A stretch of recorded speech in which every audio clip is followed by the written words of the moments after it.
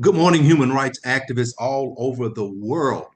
Welcome back to Communication Workers of America, CWA Human Rights Our Power, a justice-filled hour of talk, solidarity, and worker power right here on KYOK 1140 AM in the all-new 106.5 FM.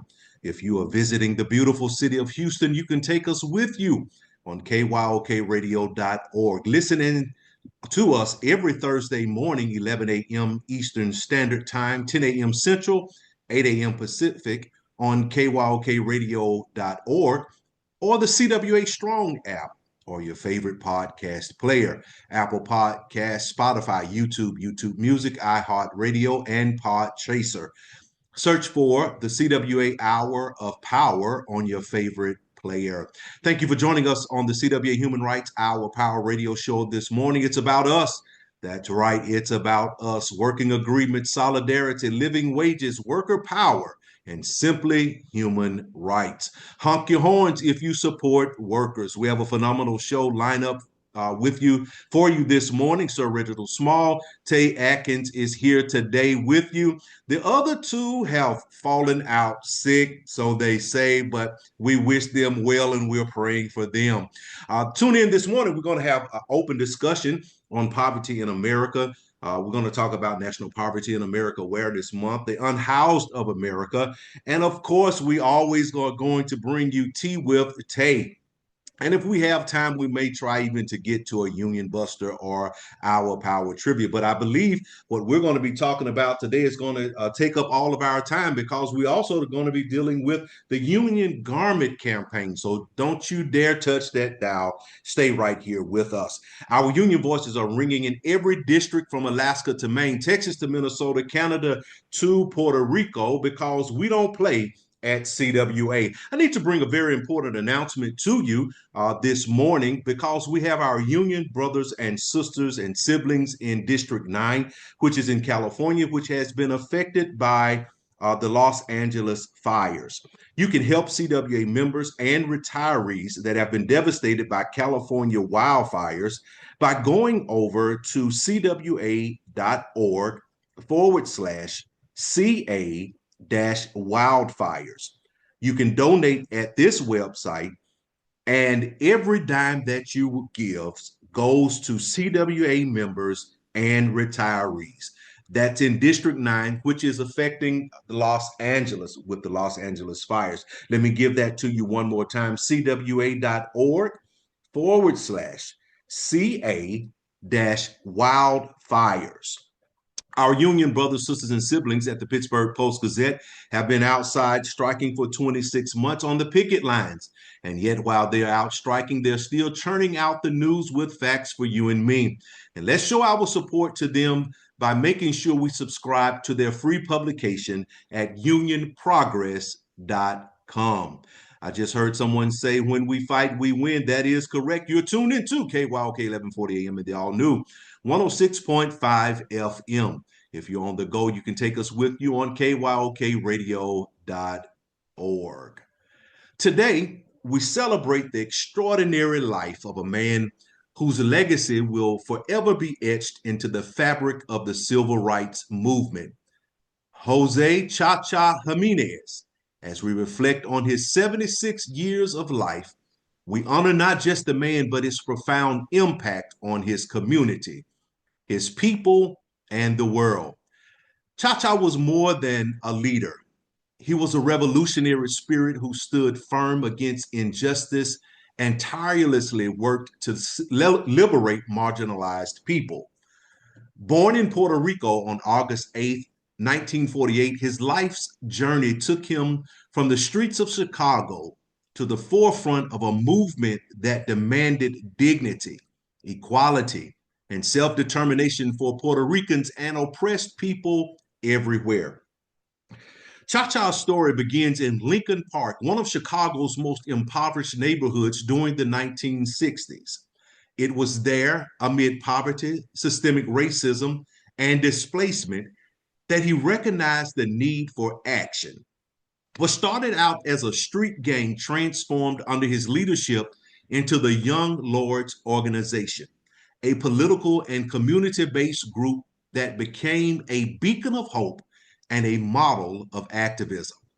The Young Lords, inspired by the Black Panther Party, became a force for change. Cha-Cha and his fellow lords fought for health care access, affordable housing, education, and employment. They demanded an end to police brutality, U.S. imperialism, and the militarization, of Puerto Rico. They understood that the fight for justice was not just about addressing immediate needs, but about challenging the systems that perpetuated inequality. Under Cha-Cha's leadership, the Young Lords established programs that directly addressed their community needs: free medical clinics, free breakfast for children, and cultural centers that celebrated and persevered Puerto Rican heritage. These programs didn't just fill gaps in the system, they laid the groundwork for federal programs such as the children's nutrition initiatives we see today. Cha-Cha's vision was not limited to Puerto Ricans alone.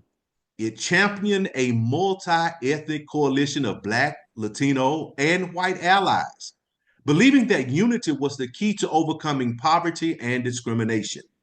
This vision led to the Young Lords joining the Rainbow Coalition in 1969, a groundbreaking alliance led by the Black Panther Party that united diverse groups to tackle shared struggles. It was an alliance that shocked the establishment and showed the power of solidarity. His friendship with Fred Hampton, the charismatic Black Panther leader, was a defining moment in Cha-Cha's life. Fred inspired him to move away from the gang mentality and embrace the possibilities of organized activism. Together, they dreamed of a better world, a world where oppressed people of all backgrounds could stand together and demand justice. Cha-Cha's leadership extended beyond grassroots organizations also. In 1974, he became the first Latino to run for alderman in Chicago, challenging the gentrification plans of Mayor Richard J. Daley and asserting the political power of the Puerto Rican and Latino communities. He didn't win, but his campaign attracted over 1,500 supporters and reshaped Chicago's political landscape. Nearly a decade later, he helped form the first Latino coalition for Harold Washington's historical mayoral campaign, mobilizing voters to elect Chicago's first Black mayor. Through it all, Cha-Cha remained committed to preserving the history and legacy of the Young Lords. In 1995, he partnered with DePaul University's Center for Latino Research to create the Lincoln Park Project, ensuring that the story of the Young Lords and their revolutionary spirit would inspire generations to come. But Cha-Cha was not just a leader. He was a son, a brother, a father, and a friend. He carried with him the love of his family and the pride of his heritage. Though his fight was often against powerful systems, he never lost sight of the people he fought for. His children, Jacqueline, Sonia, Melissa, Alejandro, and Janetta, his sisters, Jenny, Marina, and Daisy, and his entire Puerto Rican community. As we say goodbye to Cha-Cha, let us not mourn his passing, but celebrate his life and the profound legacy he leaves behind. His vision of justice, equality, and unity is a call to action for all of us. It reminds us that fight for civil rights is ongoing, that we must continue to challenge oppression, and that the power of the people can never be underestimated. Cha-Cha's final resting place will be in Puerto Rico alongside his beautiful mother, but his spirit will forever remain with all of us. He touched in the streets of Lincoln Park, in the hearts of those he inspired, and in the justice movements that he helped ignite. While there aren't many quotes from Cha-Cha available online, I believe a hypothetical quote could be, "The fight against poverty is a fight for justice. It's about more than just money. It's about power, equality, and the right to live with dignity." Let us honor him not just with words, but with actions. Let us carry forward the revolutionary spirit of Cha-Cha and the Young Lords. Let us commit ourselves to building a world that reflects the values he fought for, a world of equality, dignity, and freedom for all. Rest in power, Cha Cha. Your fight is not over. We will carry the torch. You're tuned into KYOK 1140 AM and the all new 106.5 FM. If you're on the go, you can take us with you on kyokradio.org. Listen and subscribe to us on your favorite podcast player, CWA Strong app, Apple Podcasts, Spotify, YouTube Music, iHeartRadio, Podchaser. Search for CWA Hour of Power on your favorite podcast player. Up next, we have Jeeva Muhil in the Garment Campaign organizer at the Global Labor Justice International Labor Rights Forum. In this role, she collaborates on transitional labor rights campaigns with GLJ core garment supply chain partners. Jeeva is dedicated to fostering strong partnerships between unions and grassroots workers organizations in the U.S. and the Garment Workers Union in the Global South, emphasizing shared values and mutual interest. Good morning and welcome, Jeeva. How are you this morning?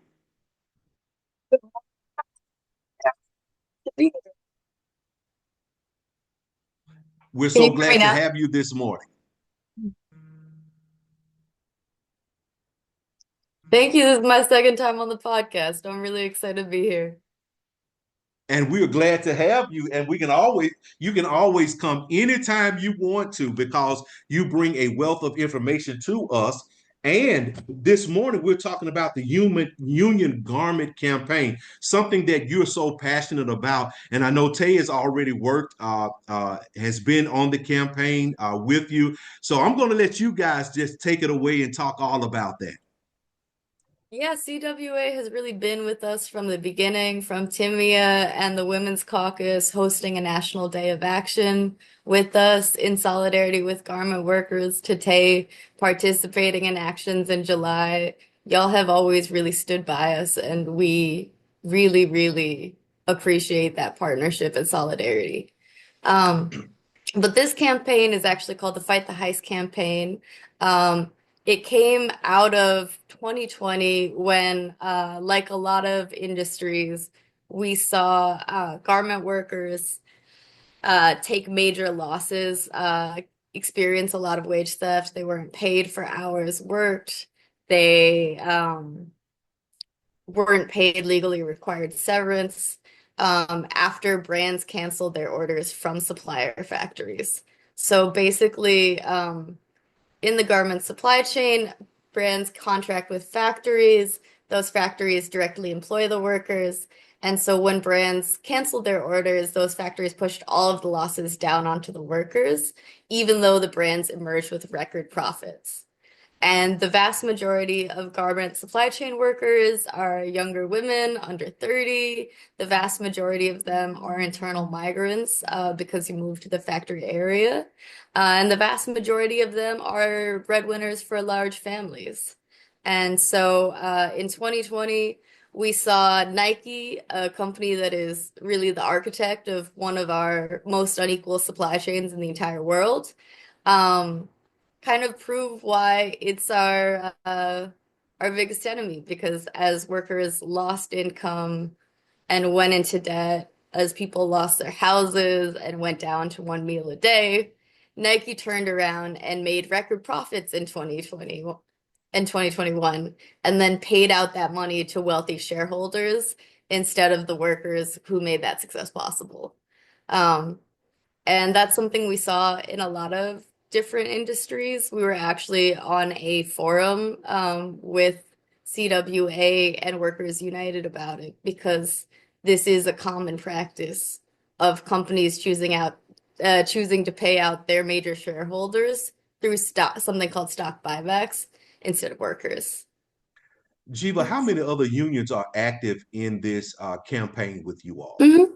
So our coalition's over 20 unions from 6 different garment producing countries. And we've had more join on the US ally side. We have several different committees in different key areas. So Timea has connected us to incredible CWA organizers in Phoenix who really came out for us in July, along with Tay specifically. Um, we have a regional solidarity committee in New York, in DC, in Boston, and in Chicago as well. And what are your demands in this campaign? What are you Yep. trying to change? So our key demand is that Nike negotiate a path to a living wage and human rights protections for workers in its supply chain, and that they negotiate directly with the unions covering workers in their supply chain, which would be the first time that Nike has ever acknowledged they are an employer for these workers and they have a responsibility to them. Hmm. Um, this is really revolutionary. Nike's model really depends on making workers invisible to their consumers, right? Phil Knight, who's the founder of Nike, he actually wrote about outsourcing to Asia to save money in his college papers before he even started the company. Um, and so even as we see Nike now taking some really progressive positions and hiring really amazing spokespeople, we've also seen that Nike has built one of the most unequal supply chains in the world, and wherein like a Sri Lankan garment worker makes about $100 a month, it would take them 24,000 years to make 1 year of the previous Nike CEO's salary. Jiva, And how, sorry, I just wanted to ask you, how can people support the campaign? What can people do to help right now? Yeah. Um, So there's two major ways, right? If you're interested in getting more deeply involved with the campaign, you can reach out to me at Global Labor Justice, and we can talk about setting up a meeting between one of the worker leaders on our international garment committees and the membership of your union or worker organization. But right now, the best way that you can support is by taking a pledge to share our upcoming photo petition. So, just to give you a little bit of background, we have rank and file committees of current garment workers in several countries. Those folks have been doing these giant Zoom calls in like 5 different languages. They've been doing organizing with their coworkers, been holding trainings for their membership to get workers to agree to publicly come forward for the first time. Common knowledge has always been or common wisdom has always been it's too dangerous as a current garment worker to show your face publicly. So these workers are going to be taking a major risk. And our union partners in Asia have successfully signed up over 1,000 workers to publicly come forward. We'll be releasing that photo on March 21st. And our core ask for allies is to pledge to share the photo. We want to make sure that on the US side, we're doing everything possible to make sure that the workers' photo is in front of the Nike executives who need to see that. And so in the link at the episode, there's going to be a link to the pledge form. So what people can do is fill out the pledge form. It's just, we'll ask for your information and which social media platforms you'd be willing to share on. And then you'll get a reminder of when the photo is going to be ready to go out, along with the toolkit to share and the direct people to tag in that. things that I want you guys to share with the listening audience is the action that got you guys put out. Can you set the background for us for that tape? Yeah, so of course we stand with Nike garment workers or garment workers. When they're under attack, we're under attack. So there was a call to action where I was in another state at the time, but I called down to Arizona and I worked with CWA Local 7019 and I got my organizer, and we're gonna shout her out, Erin Ruffin. I got her on the line and I said, we need to do something. She said, okay, Tay. Before I even got out of the meeting I was in, she had people ready to go. She was like, you said that we're gonna all be off of work that day. We're gonna make it happen. I was like, okay. By the time that I returned to Arizona, my committee, our committee, the Human Rights Committee, had members ready. We knew we were going into the mall. We went into a mall down here called Arizona Mills. It's a very popular mall. Um, and we went and we talked to people outside of the Nike store, which of course did not make them happy, but we were dedicated. We were stopping people. People were unaware of what was even going on. People were saying, my family works in this country. Like it was a really good thing. And I think they put us out within 30 minutes. They didn't want us to have any signs or anything anymore. And again, like I said, we're definitely for standing up against injustice, no matter who or what. We know that it may not affect us now, but it'll affect us later. So we did go put our signs back up, but we went back into the mall with our red shirts on, and we basically went to get some ice cream because we wanted them to know that we were still there. So it was a really good day, and I felt great about what we did because them telling us to leave the mall, that meant nothing to me. The people who stood there and said, we didn't know these things were going on. People would walk by Nike like they were going in, and we'd talk to them and they'd be like, let me read this first and go around. So it felt good. Like, we're going to educate you about this store that you are spending your money in. Right, right. As we're about to close this particular piece up, this segment, Jeeva, do you have any parting words for our listening audience?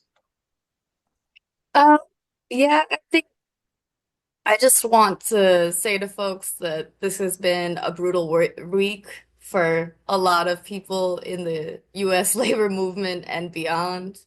I think this campaign is a lot of hope because these are workers getting together across borders to challenge one of the biggest garment companies in the world and getting together in ways that have not been at a scale that hasn't been seen before.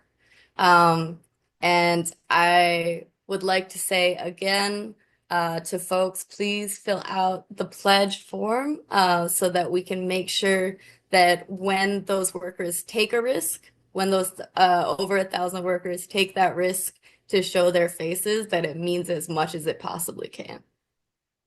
So I want to thank everybody again. I appreciate it.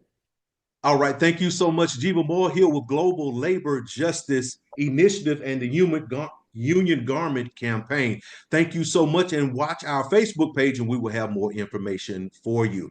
You're listening to CWA Hour Power Hour on KYK 1140 AM and the all new 106.5 FM.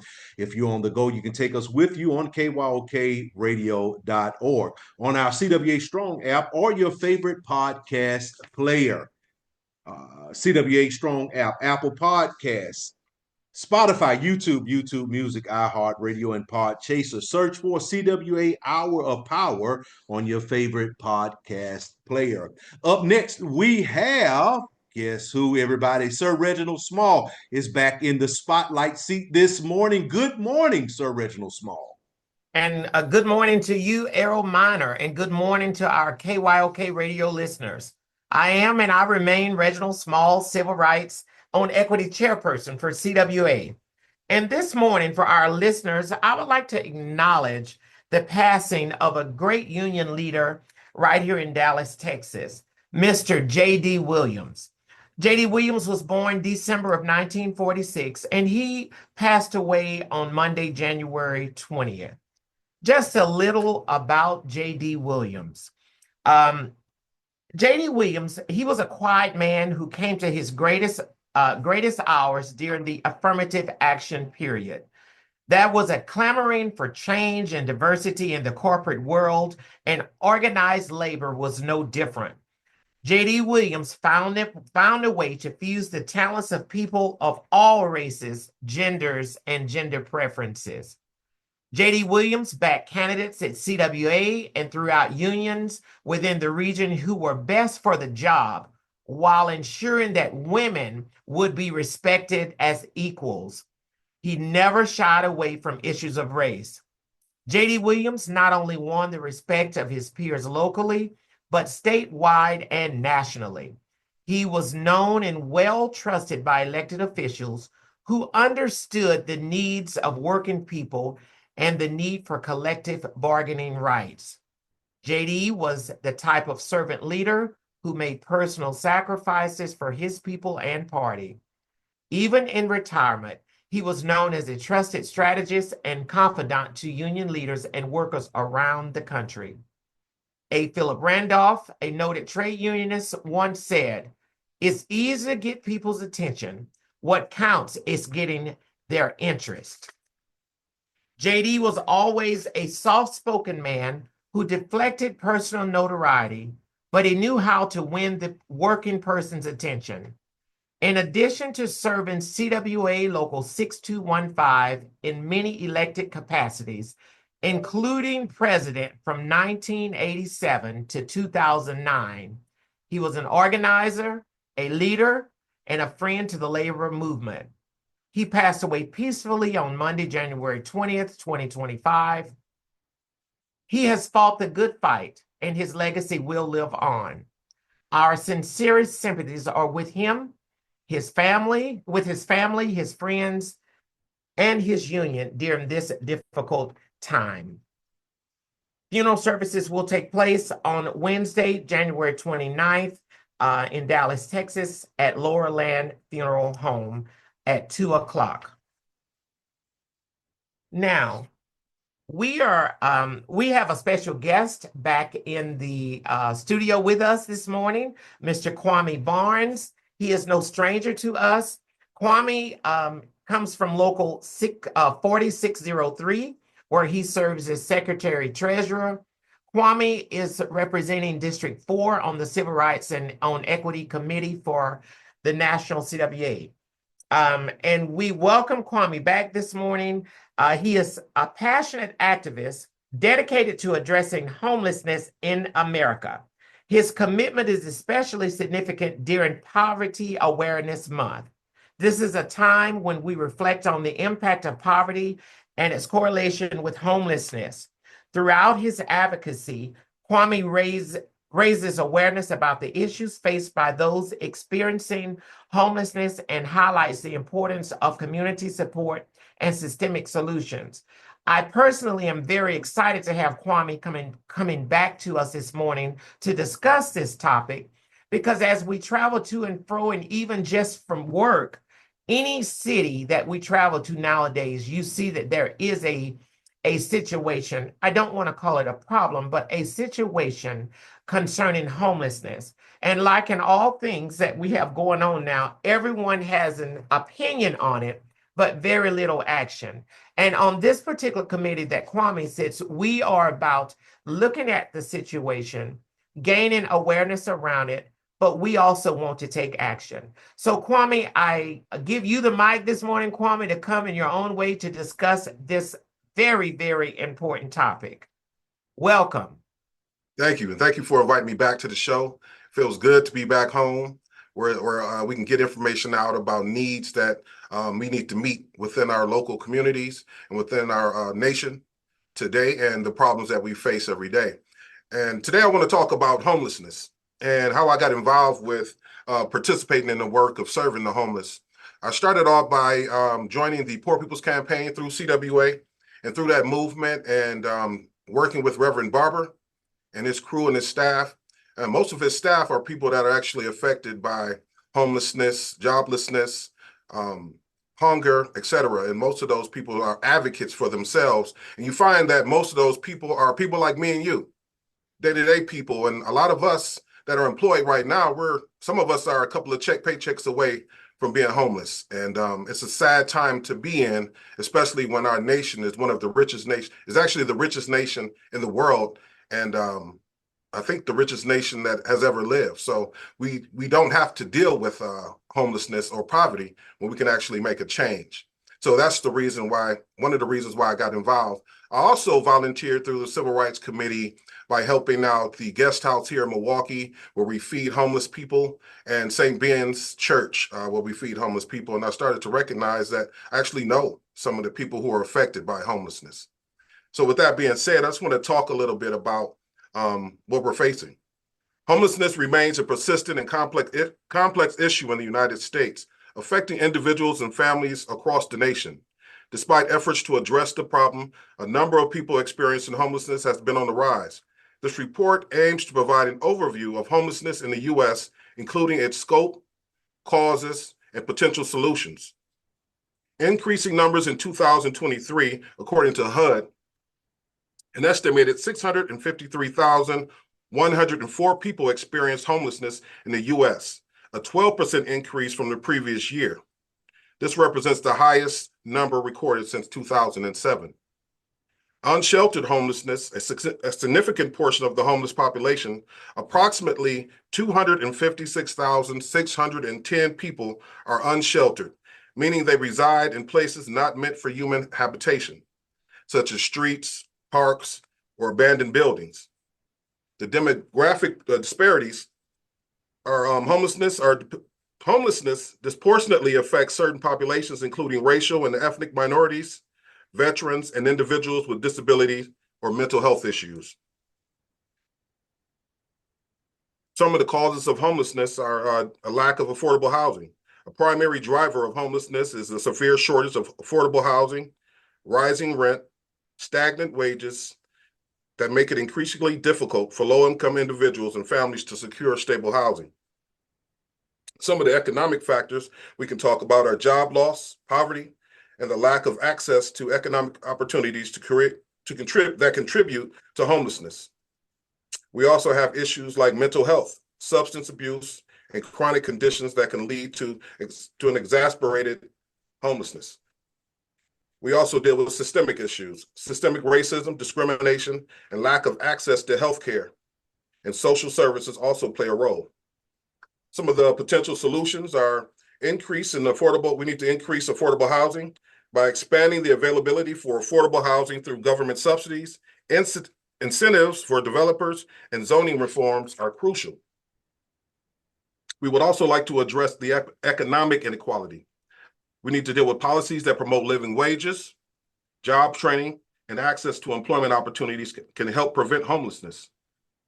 We are also looking to provide support services such as case management, counseling, and assistance with obtaining benefits that can help individuals experience homelessness transition to stable housing. We also want to look at preventative strategies to prevent homelessness. Invest in a prevention program that address the root causes of homelessness, such as early intervention for at-risk families and youth, can help reduce the number of people who become homeless. In conclusion, I would like to say that homelessness in the United States is a complex issue with no single solution. Addressing this crisis requires a multifaceted approach that includes increasing affordable housing, addressing economic inequality, improving access to healthcare and support services, and implementing prevention strategies. By working together, we can create a society where everyone has a safe and stable place to call home. Again, I talked earlier about the United States being one of the richest countries in the world. There is no need for anyone to be unhoused in this day and age. There are multiple bills that can be passed to address this, and there is no one bill that can address this, but this has to be multiple bills to address the situation of homelessness. But the way that CWA can participate in helping out the homeless is by joining your National Poor People's Campaign, volunteer at houses or community places that support homeless people.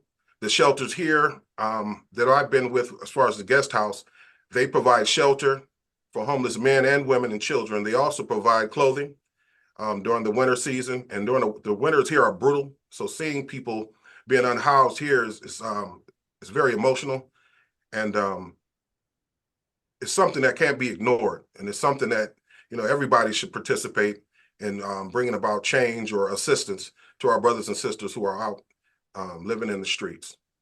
But thank you for the opportunity for giving me a chance to talk about this epidemic, because it is an epidemic, because the more and more rent increases are happening and the pushing out of people out of their own communities, more and more people are being unhoused, and it's becoming an epidemic. So thank you again for bringing me on the show to talk about this important issue. Kwame, thank you for coming on the show today to talk about these very important issues. I mean, that one report is just packed with so much information to think about. I mean, you're talking about 250,000 people that are unsheltered. that's a lot of people, and I'm sure that's under what the true number is.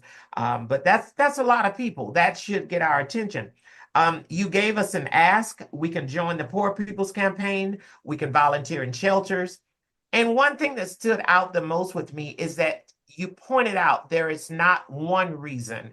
There are many reasons that homelessness is still a concern and an issue in our nation today.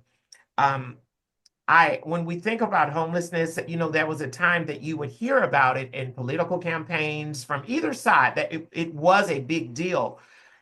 I don't remember hearing that during this political season very much about homelessness, and it is more and more in our face every single day. It looks like the thing that comes to mind for me is meeting the needs of the people suffering with this homelessness issue, and not making general assumptions on as to why they're homeless. We need to get away from the why, unless we're getting ready to fix the why. We need to get away from that and actually meet the needs of the people. Kwame, you have brought so much to our show today with information. Is there anything else you want to add or make a plea for the listeners? Well, I mean, the point that when you touched on the stigma that exists around homelessness, a lot of people do believe that these people gave up on life, or that they were addicts, or that they chose to, live out in the streets. And that's just not the case. Again, these are people like me and you, and all of the brothers and sisters who are listening today, all of our siblings that are listening today. You'll be surprised that the people who are actually working day to day, going to work every single day, but still can't afford to have a place to live or a place to eat, and having a home and having something to eat is about dignity, and for anybody to judge why somebody is homeless is just crazy nowadays, because it can come from any, we're a couple of paychecks away from, being out on the street. Some of us are. And we have to be aware of that to want to participate in bringing about a change, so that we don't have to be affected by that. But because one of us are affected, we all are affected. And because of that, we all need to do something to make a change. So thank you. And we also, Kwame, there's another subject with homelessness that we don't talk about, is the working homeless. And some of these metropolitan cities where the cost of living is already high and growing higher, where people are actually going to work and not making a fair living wage, which is why one of the great things about trying to unionize people and organize is so that we can try to fight for them to have a fair living wage. So that's a growing thing. I was visiting some city, and I don't want to put a name on it, but visiting a city where the people, they have an 8-hour-a-day job, but they just absolutely still cannot afford to pay rent. That's a travesty in this United States of America today. Well, here in our city, I was watching the news a couple of weeks ago, and they were talking about the increasing rent hikes, cost of living, increasing rent hikes, and then they went from that to, because it can go unchecked, because there are no bills that say that landlords can't raise their prices, or they don't put a cap on rent. So that means that landlords can choose to keep increasing their rent. And if you're only making a wage that's stagnated and you're not increasing your wage, you can't meet that need month to month. And if you have children and you're trying to eat, and you have other healthcare issues that you're trying to address, you just can't afford. A lot of people can't afford to live where rent is being unchecked. They went from that segment to a segment where people were living in parks. We have some places here where people are living under bridges, and they're living under parks in tents. And that's where they have to stay. But you find that some people are just not caring enough, and they don't want to see that, because it's a reality that, some people can choose not to deal with. Unfortunately, it's a reality that we need to address and correct in our nation, opposed to just pushing it aside or ignoring it. We've seen that happen when it comes down to racial disparities, our issues with our LGBTQIA people. The more you try to push people or ignore people away, the more hurt, the more pushed down people feel. And that's not the way that, CWA feels about one another. You know, we are a people who are about lifting up one another. And like I said before, if one of us is down, then we're all down. So we must all pull each other up, no matter what background we come from, to be able to have dignity and livable wages today. And Thank since you all are talking about this, we can just keep it right here because the conversation is flowing, and we have already went into a portion where of Tea with Tay. So since this is going just perfectly right now, go ahead, Tay. Let's just jump right on into it because you and I had already discussed about rent wages, rent, where some companies are charging 3 times the rent in some areas, and then now they have moved up to 5 times the rent. So let's just pick it up right there. All right, and good morning, KYOK listeners. Again, this is Tay. So we are definitely going to get into this discussion because we have to make sense, okay? So let's talk about it. Families' wages are anywhere between $27,000 to $60,000 for a single individual. So if rent is about $1,600 a month and they're charging 5 times that as far as rent, the math does not math. And I'm gonna tell you, I'm not a numbers girl, but I know when something doesn't look right. So if we're making barely $60,000 a year, how are you charging someone? How are you looking for someone to show proof of $90,000 a year to live somewhere? That doesn't even make sense. So that is something me and Errol, we've talked about. We were looking at it. And then this doesn't go into the fact that you also have to be able to afford insurance, food, gas to get to work. So all of these things, they contribute to poverty in America. So when we talk about poverty in America, sometimes people automatically think, oh, this person doesn't have a job. That's something that we have to get out of. That's a stereotype that hurts people. Because normally people who live in poverty, they are working, and sometimes they're overworking to survive. Marginalized communities are affected mostly by poverty. So it's a systematic discrimination. Barriers often leave certain areas in higher poverty rates, like than the general population, like racial minorities and indigenous people, the LGBTQIA plus individuals, and people with disabilities as well. So when you think about poverty, that does not mean that someone is not working. It means that they cannot afford to live in America. So poverty impacts healthcare, nutrition, developmental growth, inadequate school resources, proper mental health support, and believe it or not, it contributes to mass incarceration. And when we get into this, I'm just going to say, when I say contributes to mass incarceration, I think that if we are talking about people who need a livable wage and they're willing to work, we've had a lot of changes here recently. I think that one of the things we should actually be looking into is taking that felon box off of job applications. If people have corrected their lifestyles and they're able to do think I don't want to get too much into it, but I think that's one of the things that needs to be taken off of job applications as well, is because America has proven that that shouldn't matter, right? We are Right. trying to give people a livable wage. We are trying to lift people out of poverty. And I think that we should be looking at it from all corners. All Man, the tea with Tay this morning is being poured and it is hot. I want to go back to something, Tay, because one thing that we had talked about was, and we have been passionate about at CWA, is the fight for 15. And when we were doing the research, assuming a 40-hour work week, when you look at the demographics of that, are the wages, and you're saying somebody's making $14.42 an hour, that's only $576 a week, $2,500 a month. And so someone that has to pay rent 3 times that a month, they can only afford a place for $833 a month. And then if they go up to 5 times, they can only get a place for $500 a month. And as of January 2025, the average rent for an apartment in the United States, you guys know how much it was? What was it? According to apartments.com, it was $1,554 a month.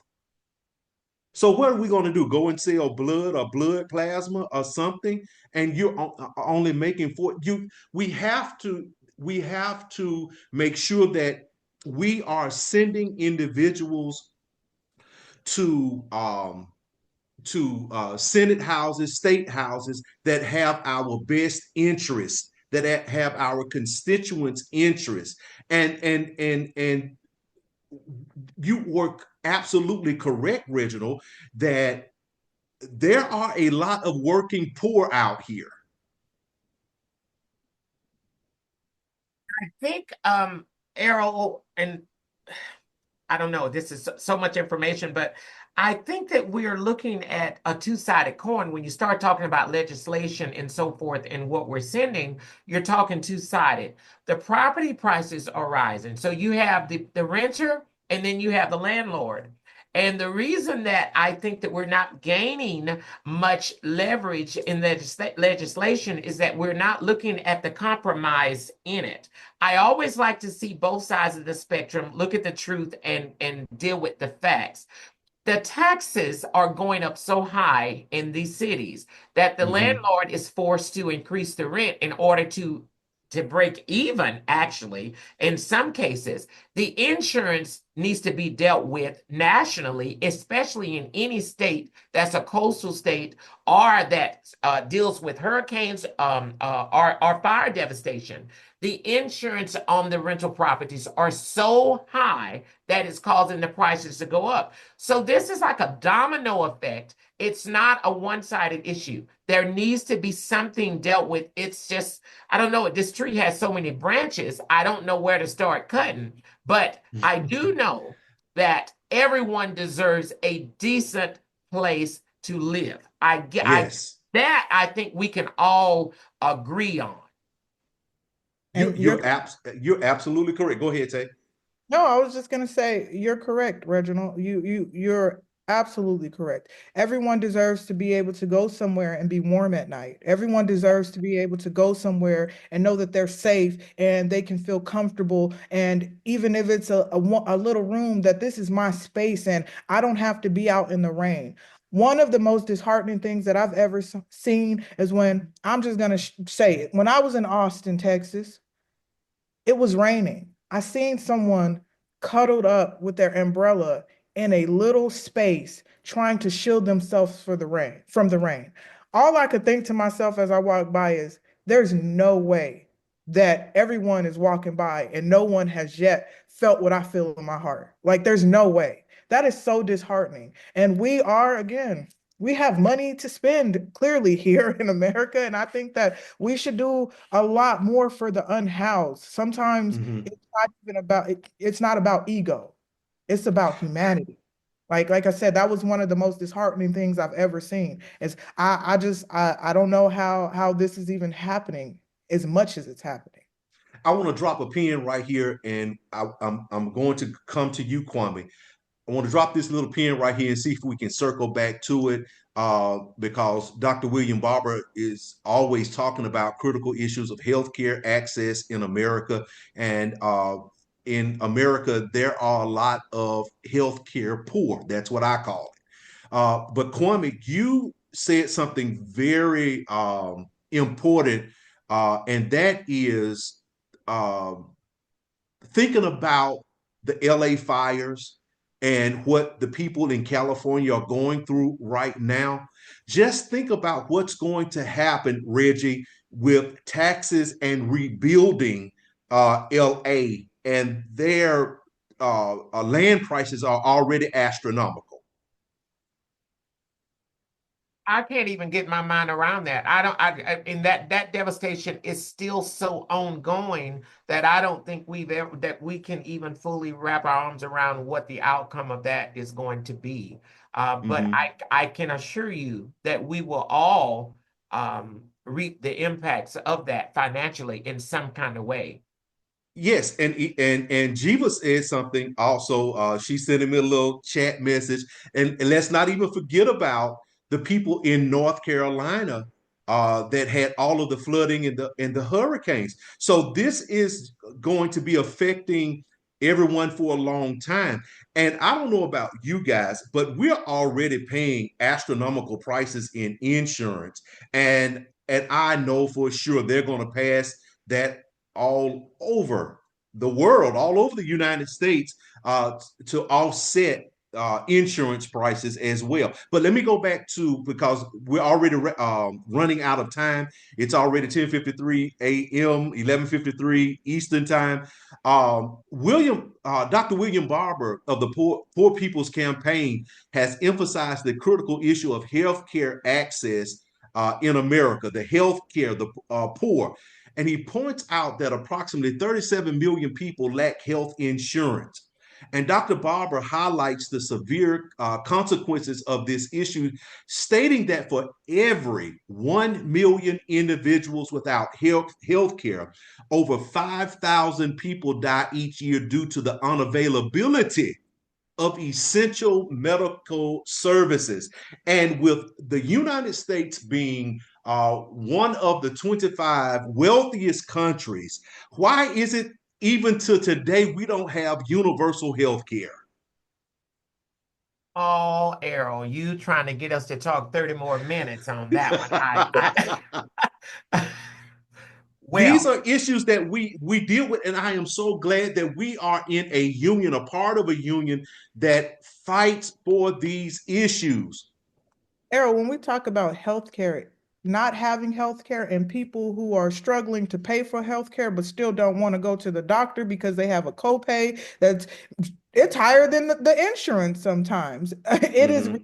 ridiculous the way that healthcare is set up here. People will rather skip medication that is life-saving than to spend $1,000 or whatever they may be for a copay. I had someone just recently say they had to go through a medical issue, but their copay was $3,000, but they're paying insurance. They've been paying for insurance.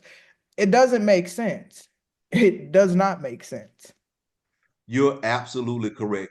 And we are grateful to work and be in a union that addresses poverty. We advocate for living wages, protecting workers' rights, closing equity gaps, supporting legislation that benefits individuals' labor contracts as well, and we bridge the digital divide.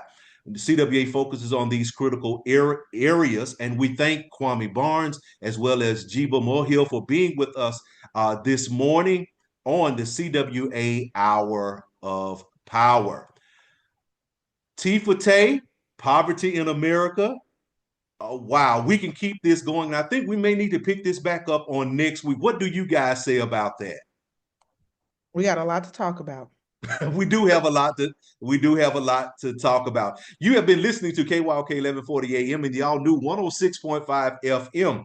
If you're on the go, you can take us with you on kyokradio.org or the CWA Strong app, Apple Podcasts, Spotify, YouTube Music, iHeartRadio, and Podchaser. As we come down to the final moments of the show, we want to always remember our sisters, brothers, and siblings at the Pittsburgh Post-Gazette.